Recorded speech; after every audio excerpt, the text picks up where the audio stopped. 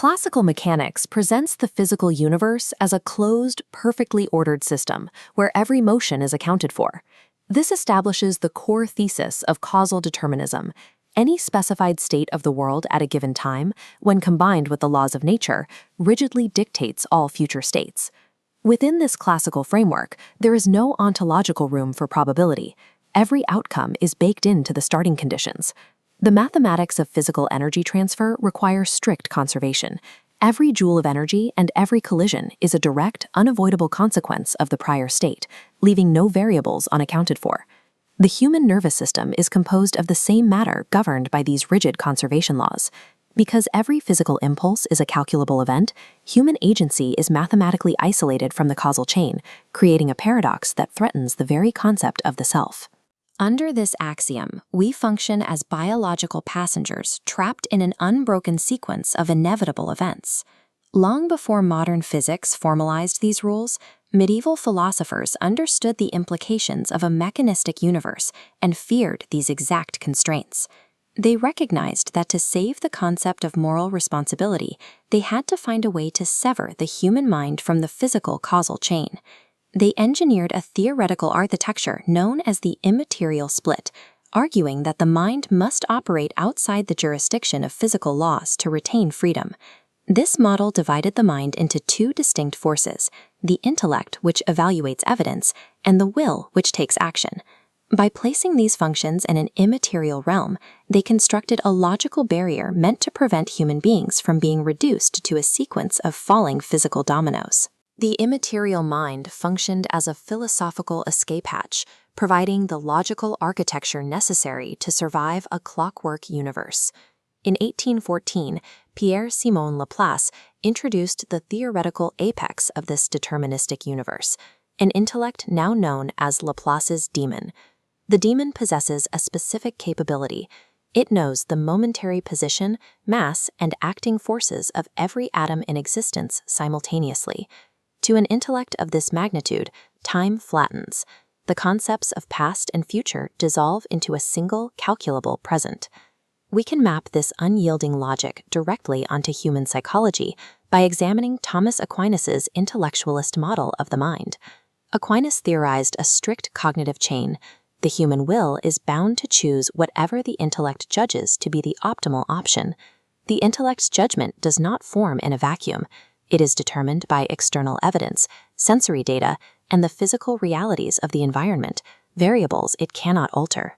If external reality locks the intellect, and the intellect locks the will, the entire mechanism is predetermined. True freedom is eradicated.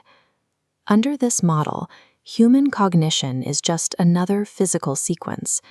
Every decision and emotional response can be mapped, calculated, and predicted by Laplace's demon. This mechanical view of the brain directly opposes our internal experience of making spontaneous, independent choices. Stripped of its magic, cognitive determinism dictates that human action operates as a highly complex, biological extension of Laplace's interlocking gears. The primary modern objection against determinism relies on human perception. The macroscopic world appears complex and unpredictable, leading us to assume it must be indeterministic. This assumption is the result of a mathematical mechanism known as sensitive dependence on initial conditions. The violent impact of a billiards break demonstrates how seemingly random outcomes originate from precise microscopic physical contacts. A fraction of a millimeter difference in that initial impact creates an exponential divergence of motion across the table. It instantly overwhelms the human mind's ability to calculate the resulting trajectories. This vector graphic maps a Sinai billiard table, a model used to prove that this divergence is still governed by rigid, unbreakable classical dynamics. Each subsequent bounce against a convex shape takes the initial microscopic difference and amplifies it. This mathematical behavior mimics randomness. The sequence is determined by the initial strike, but unpredictable to the observer. This reality creates a deep historical and philosophical confusion.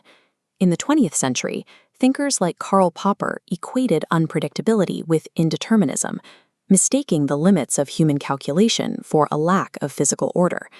A system can operate beyond human or computational prediction, yet still be locked on a predetermined path. Our inability to measure the exact starting variables causes us to invent the comforting concept of an open, branching future. The physics dictate a single, inevitable outcome, regardless of our ability to see it coming.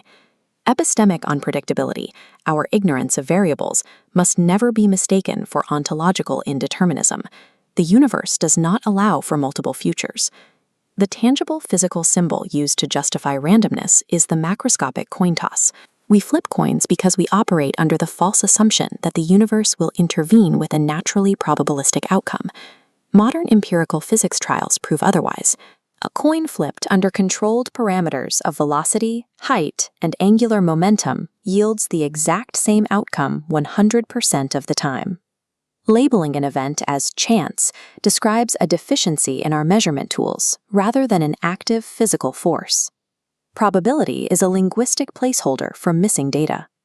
In a deterministic universe, the true probability of any future event is strictly 0 or 1. Laplace's demon, Sinai's billiards, and the physics of the coin toss form a mathematically airtight system. They describe a reality where uncertainty is eradicated. The foundational philosophical pushback against this mechanical nightmare came from the voluntarist rebellion of thinkers like John Duns Scotus. Scotus proposed a theoretical fix. He argued the human will must possess the uncaused power to act against all prior cognitive judgments and physical states. This solution demands we classify the human mind as an uncaused prime mover, operating independent of the universe it inhabits. Quantum mechanics might offer microscopic stochasticity, but the macroscopic evidence for pure, unyielding determinism remains robust. We face a final epistemic limit.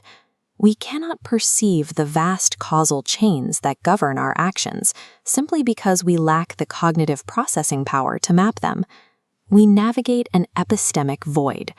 We are blind to the variables, moving to an inevitable mechanical rhythm we did not start and can never control.